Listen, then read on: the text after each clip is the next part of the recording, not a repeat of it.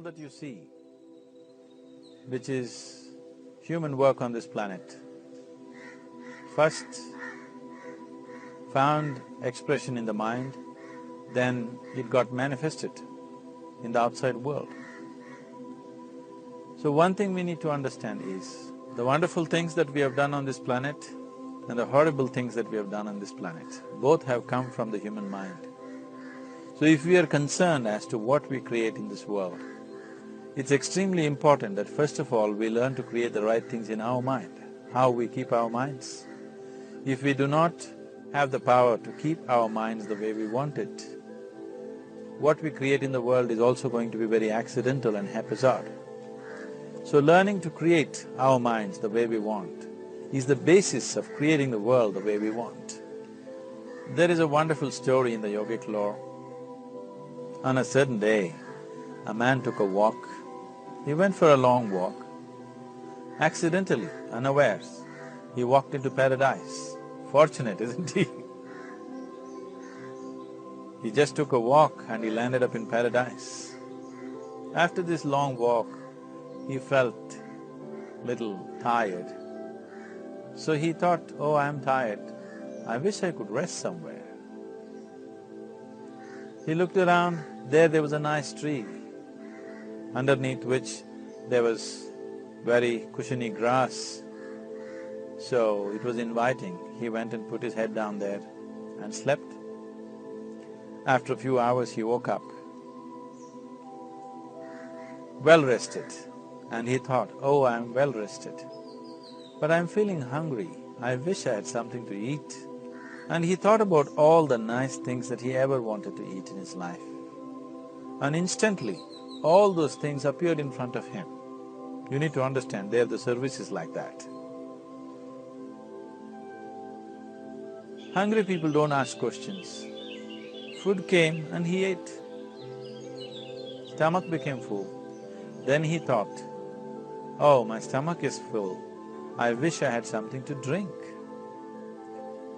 All the nice things that he ever wanted to drink, he thought about it and all of them just appeared in front of him. Drinking people also don't ask questions, so he drank. Now with a little bit of alcohol in him, you know Charles Darwin told you, all of you are monkeys, your tail fell away. Not me, Charles Darwin told you that you were all monkeys and your tail fell away and then you became human. Yes, definitely the tail fell away, but the monkey… In yoga, we always refer to an unestablished mind as markata, which means a monkey. Why we are referring to the mind as a monkey is, what are the qualities of a monkey? One thing about a monkey is, it's unnecessary movement. And another thing about the monkey is, if I say you're monkeying somebody, what does it mean? Imitation. Monkey and imitation have become synonymous. So these two essential qualities of a monkey are very much the qualities of an unestablished mind. Unnecessary movement, you don't have to learn it from the monkey, you can teach it to the monkey. And imitation is full-time job of the mind.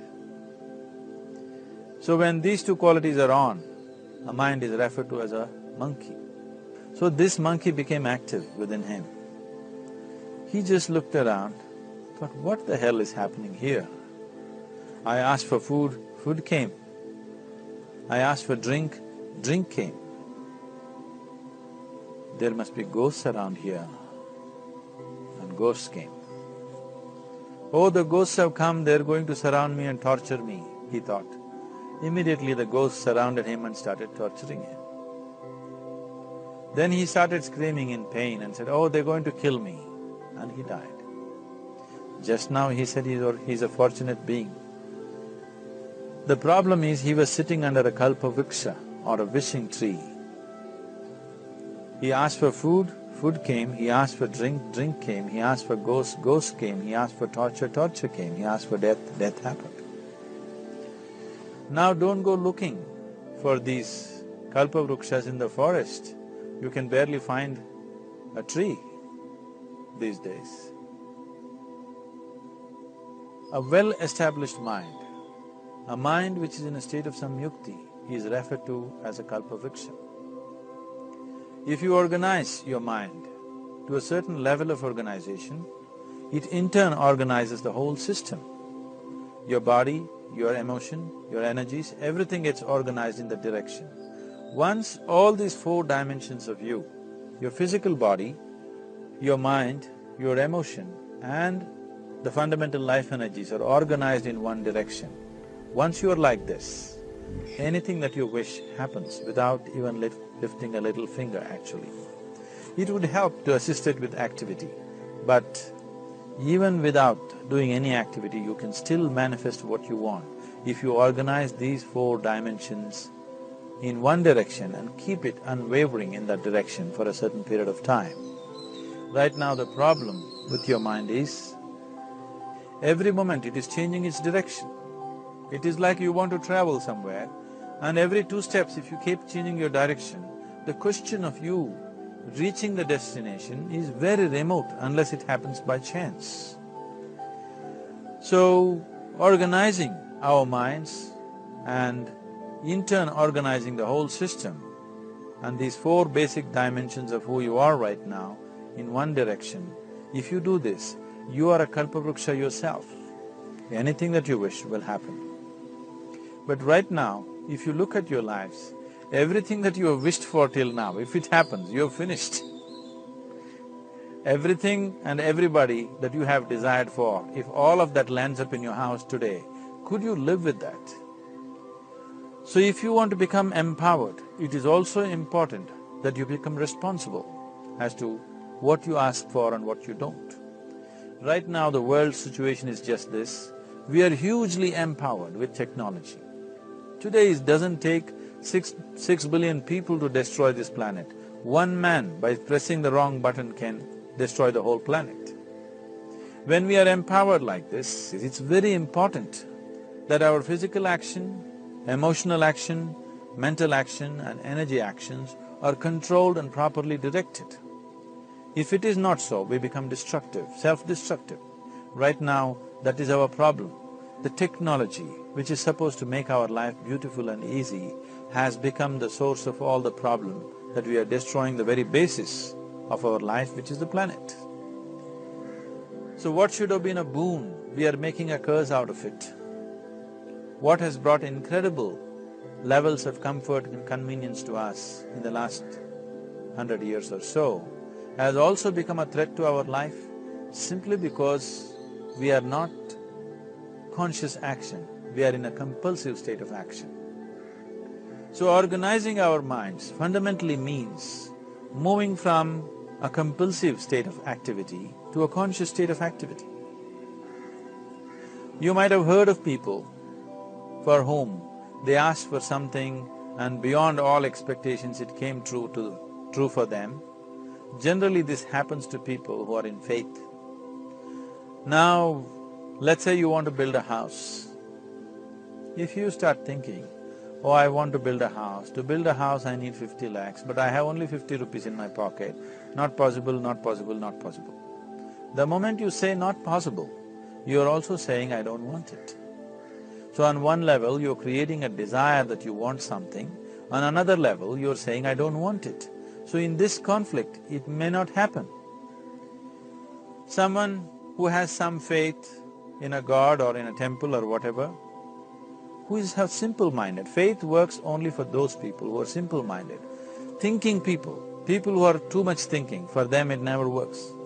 A childlike person who has a simple faith in his god or his temple or whatever, he goes to the temple and says, Shiva, I want a house. I don't know how, you must make it for me. Now in his mind there are no negative thoughts. Will it happen? Will it not happen? Is it possible? Is it not possible? These things are completely removed by this simple act of faith. Now he believes Shiva will do it for him and it will happen. So is Shiva going to come and build your house? No, I want you to understand, God will not lift his little finger for you. What you refer to as God is the source of creation. As a creator, he has done a phenomenal job, there's no question about it. Could you think of a better creation than this? Is it in anybody's imagination to think anything better than what is there right now? So as a creator, he has done his job wonderfully well. But if you want life to happen the way you want it, because right now, the very crux of your happiness and your well-being is this: if at all if you're unhappy, the only and only reason why you're unhappy is life is not happening the way you think it should happen. That's all it is. So if life is not happening the way you think it should happen, you're unhappy. If life happens the way you think it should happen, you are happy. It's as simple as that. So if life has to happen the way you think it should happen, first of all, how you think, with how much focus you think, how much stability is there in your thought, and how much reverberance is there in the thought process will determine whether your thought will become a reality or is it just an empty thought. Or how you do not create any impediments for your thought by creating negative thought process. Is something possible or not possible? It is destroying humanity. What is possible and not possible is not your business, it's nature's business. Your business is just to strive for what you want. Right now you're sitting here. If I ask you two simple questions, I want you to just look at this and answer. Right now, from where you're sitting, can you describe yourself? Right now, from where you're sitting, can you get up and walk? Say yes. What is the basis of this? Why you say no to flying and yes to walking? Because past experience of life, many times you've gotten up and walked, never did you fly off. Or in other words, you're using the past experience of life as a basis for deciding whether something is possible or not possible. Or in other words, you have decided that what has not happened till now cannot happen in your life in future. This is a disgrace to humanity and the human spirit. What has not happened till now on this planet can happen tomorrow. Human beings are capable of making it happen tomorrow. So what is possible and what is not possible is not your business. That is nature's business. Nature will decide that. You just see what is it that you really want and strive for that. And if your thought is created in a powerful way, without any negativity, without any negative thoughts bringing down the intensity of the thought process, it will definitely manifest. The whole existence today, modern science is proving, is just a reverberation of energy. It is a vibration. Similarly, your thought is also a vibration. If you generate a powerful thought and let it out, it will always manifest itself. So generally, people are using faith as a means to remove the negative thought. Today, once you have become thinking human beings, your faith is not too deep. It doesn't matter how much faith you think you have, somewhere doubts always crop up. Right now, the way your minds are made, this moment, if God appears right here, you will not surrender to Him. You will want an investigation whether He is really God or not. With this kind of mind, you should not waste your time on faith. So there is an alternative, which is commitment. If you simply commit yourself to creating what you really care for, now once again, your thought gets organized in such a way, there is no such thing as whether it's possible or not possible. There is no hurdle in your thought process. Your thought flows freely towards what you want. Once this happens, making it happen will also naturally follow. So to create what you really care for, first and foremost thing is that what you want must be well manifested in your mind, that this is what I want. Is that what you really want? You must look at it, because any number of things in your life you have thought, this is it. The moment you reach there, you realize that's not it, it's the next one and the next one and the next one. So what is it that one really wants is one thing. First of all, we must explore. Once that is clear, and we are committed to creating it, now there is a continuous process of thought in that direction. Once you can maintain a steady stream of thought without changing direction, definitely this is going to happen in your life, or it will definitely manifest as a reality in your life.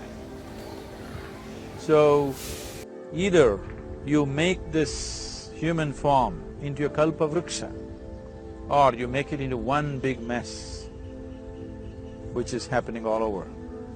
One reason why we have not created the kind of world that all of us would want to live in is, too many people are busy looking up. Too many people are interested in other planets, they are not interested in this planet. For every aspect of their life, they're checking out with other planets. And further, too many people are in service of heaven, they're not on service of this earth. I think right now we need people who are in service of this earth, not heaven. I believe if heaven is closer to divine than where we are, if that is so, I believe they're a little more organized than us, they don't need help from us. This has been a major problem on the planet. Anything that is valuable for a human being, anything that is good, the highest aspects of human life have unfortunately been exported to heaven. For example, if you say love, people say God is loving. We do not know whether God is loving or not. Human beings are capable of love. It is very, very important that people understand human beings are capable of love, human beings are capable of compassion, human beings are capable of joy and blissfulness. All the good things that are possible for a human being, unfortunately have been exported to heaven.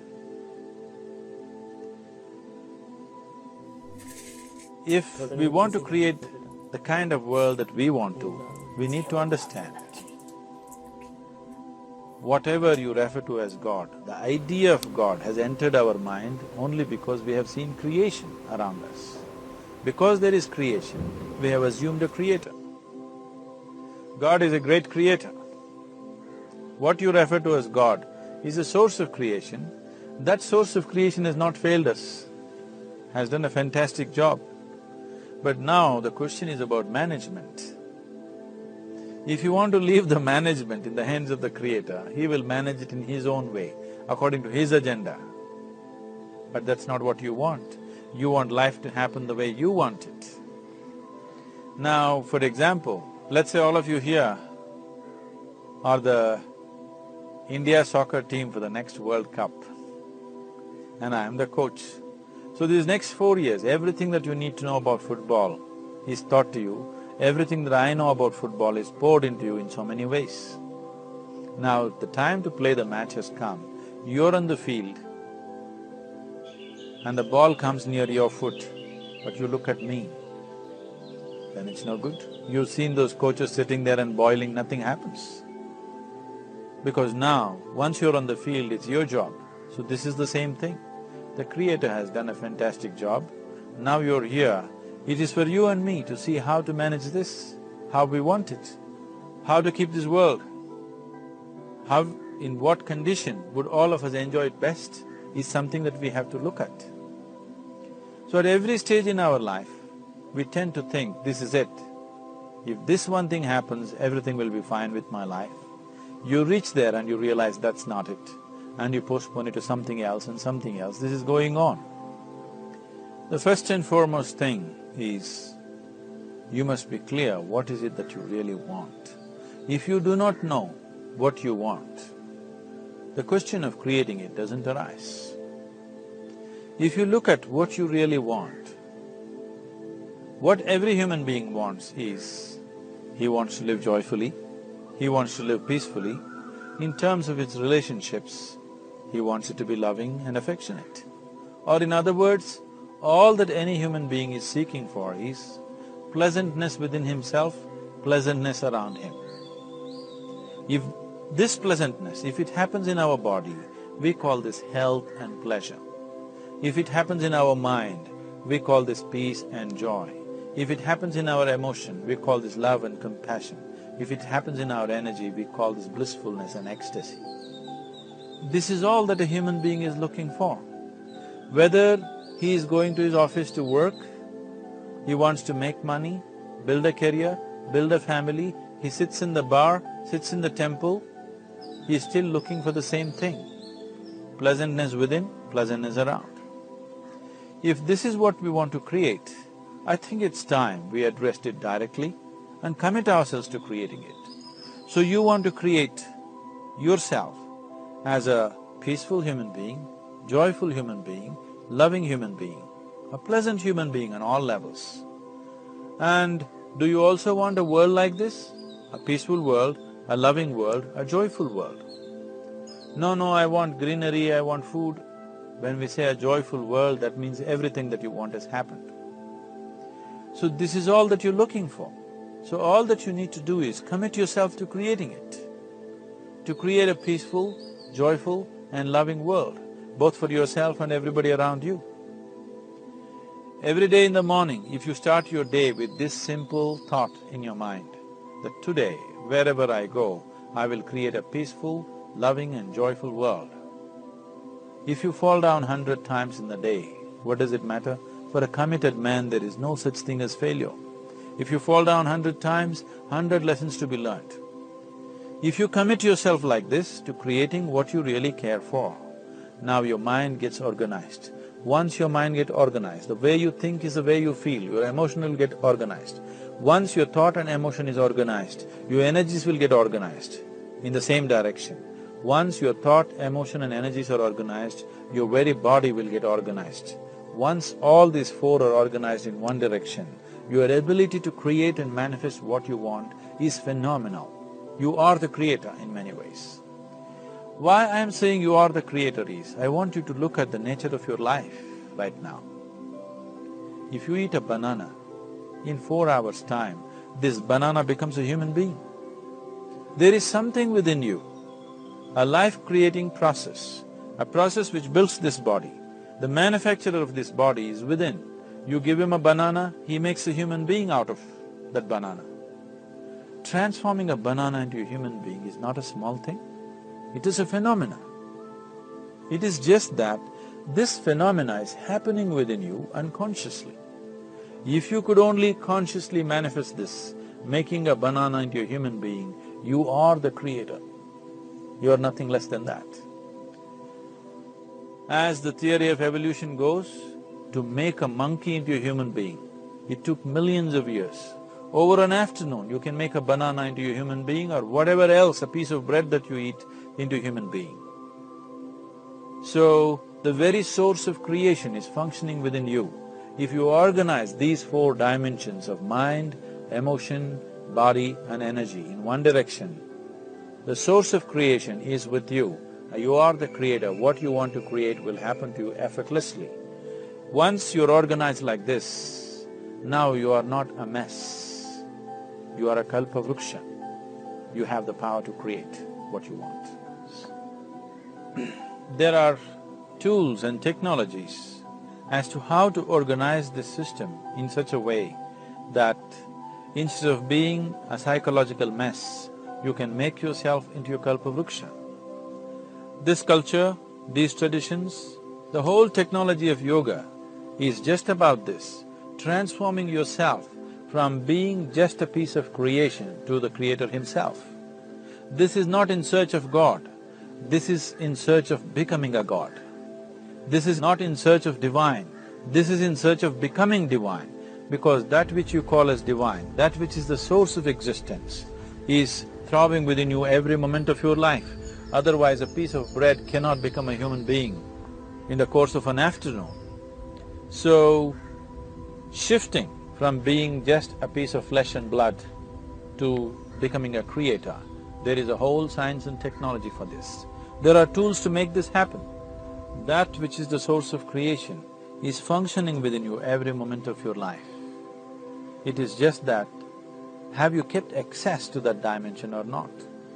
Organizing the four basic elements of your life will give you that access. There are tools and technologies to do this. The whole science of yoga, the whole technology that we refer to as yoga is just about this, transforming yourself from being just a piece of creation to become a creator.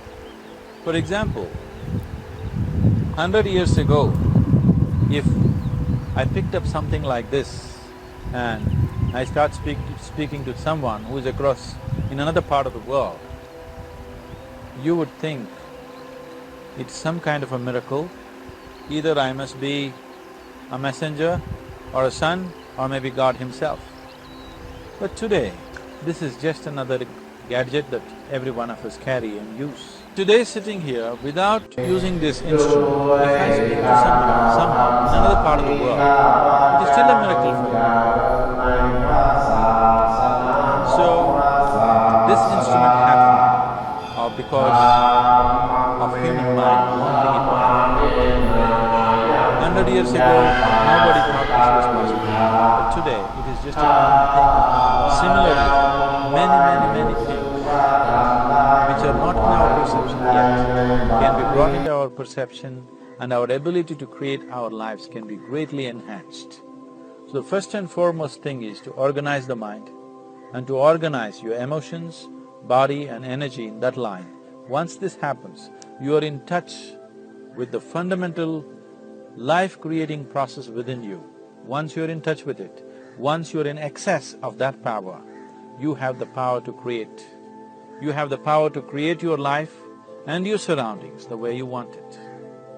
Because we have lost our power to create, we are making a mess out of ourselves and the world around us. If we operated as the true creator, as it is operating within us, creating this body for us, if we could create our lives with the same sense of organization and sense of purpose, this world and the human being would be in a completely different state. It is my wish and my blessing that every human being in this world should have this access to the source of creation within himself, so that he can function here as a creator, not just as a piece of creation.